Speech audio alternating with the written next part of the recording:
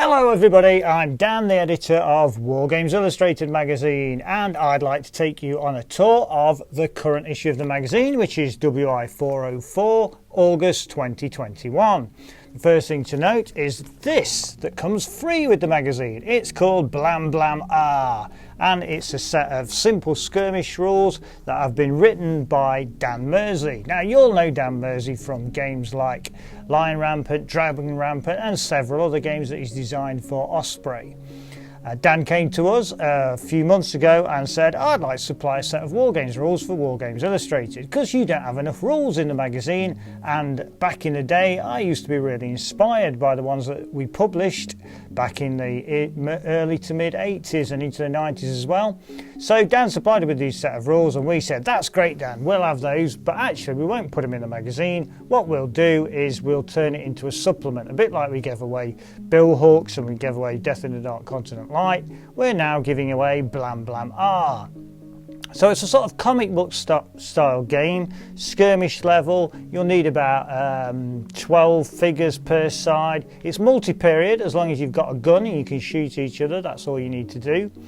You'll need a grid system for this game, or at least the suggestion is that you use a grid probably made out of some string that's strung along the table, although you don't have to, you can just measure as well.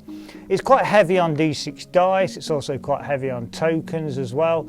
The tokens are included in the rulebook, or at least you can photocopy them or download them from the website as well. It also includes an ingenious bidding system that goes a bit beyond the sort of I go you go setup of most games. So there you are, that's Blam Blam Ah, and it comes free with this issue of the magazine. Right, let's take a look at the magazine itself. So the first article that we come to is all about my old mate Duncan. Now Duncan used to be the editor of Wargames Illustrated, and he was actually the founder of the magazine along with Miniature Wargames as well. Sadly we lost Duncan earlier this year at the end of May. In this article I pay tribute to Duncan and what he did for the magazine and also what he did for wargaming in general. There's also a part here which is a reflections from Alan and Michael Perry, who were both friends of Duncan and did a lot of photo sessions with him as well back in the day, particularly when they were working for Foundry. So they talk about Duncan and what fun they had doing the photo sessions. We include various other photo sessions as well, or photos from Duncan, and we'll be including loads more photos from Duncan over the years because we've got a massive back catalogue of the great stuff that he did, so you'll keep seeing his stuff in the magazine. Right, taking us a bit further on, we get to Quickfire. Quickfire is a regular section of the magazine where we include readers' projects that they've been working on over the last couple of months, and it's all designed to be read within sort of 5 minutes. So just one page kind of mini articles there about projects that your fellow wargamers have been working on. Skip past the next couple of adverts, which brings us to Observation Post. Observation Post is where we look at new and forthcoming stuff within the hobby. So this month we're taking a look at some stuff from Artisan Designs. We've also got a new fantasy game by the people who brought you 7TV. Then there's some samurai stuff from Graham Davies' camp, the Test of Honour rules, before we get to Victrix Plastic Normans. Great set of figures they are. Then another regular is Full Paper Jacket, in which Neil Smith tells us about what military history books you need to get for your bookshelf this month. And it's Neil Smith again who returns to introduce our Turning Points theme. Turning Points is the theme for this month. Neil writes the first article in which he tells us about turning points in warfare. We look at some in historical context. We also look at finding a turning point on the tabletop and how you can play out turning points, all accompanied by some rather lovely photographs. Skip past the next couple of adverts until we get to this article. This is Daleks in STARGRAVE. Now what's that all about? Well, Joe McCulloch, the guy who wrote STARGRAVE and various other rule sets for both Osprey and himself, his favourite alien is Doctor Who's Daleks, isn't it, everyone's? And he introduces Daleks into Stargrave rules by providing rules for both Dalek warriors, special weapons Daleks, supreme Daleks. He's also got a couple of scenarios in there for us as well. This section here, we talked to Kev Dallimore. Kev's taken a lot of the photos for this article, so thanks for that, Kev.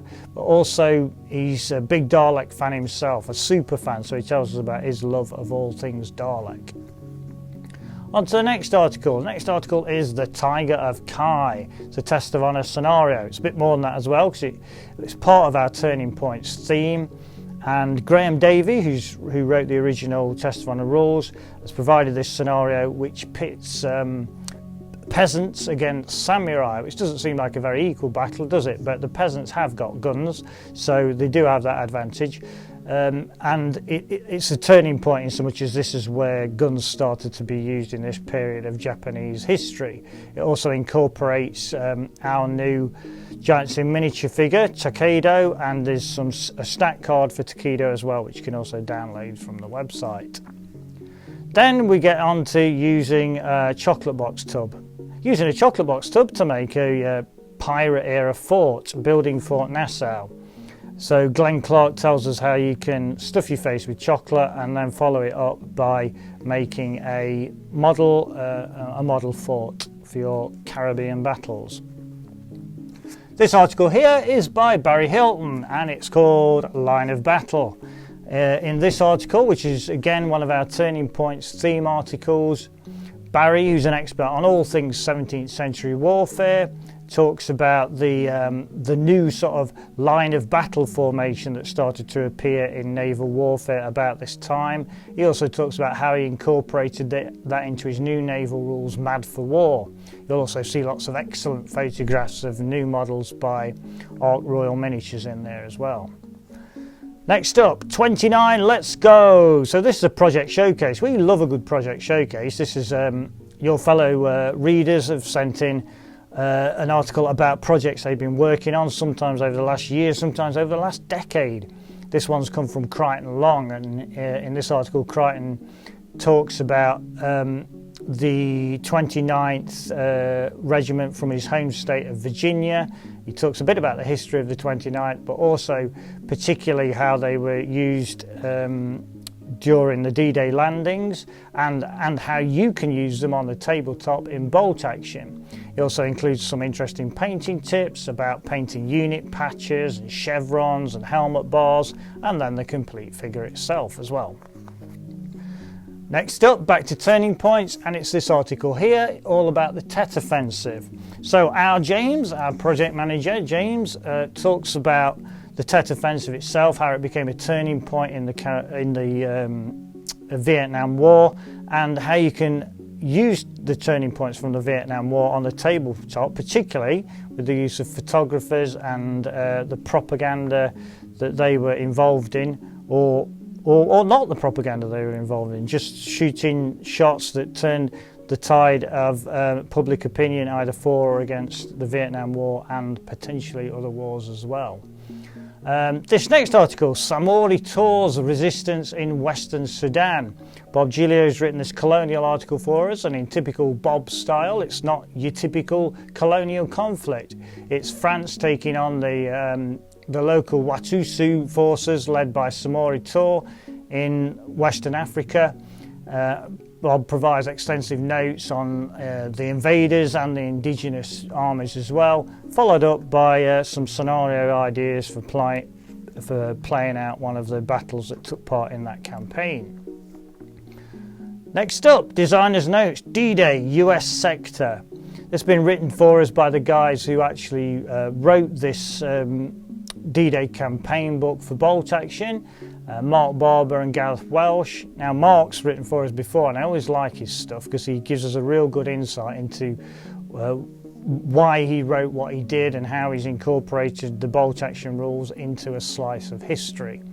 It's always good to hear from him, and it's always good to get a designer's insight into a new product.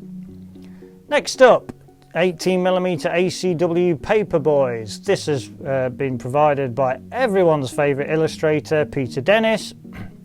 Peter's talking about this new scale for his Paperboys, 18mm, why he's done it and how it works.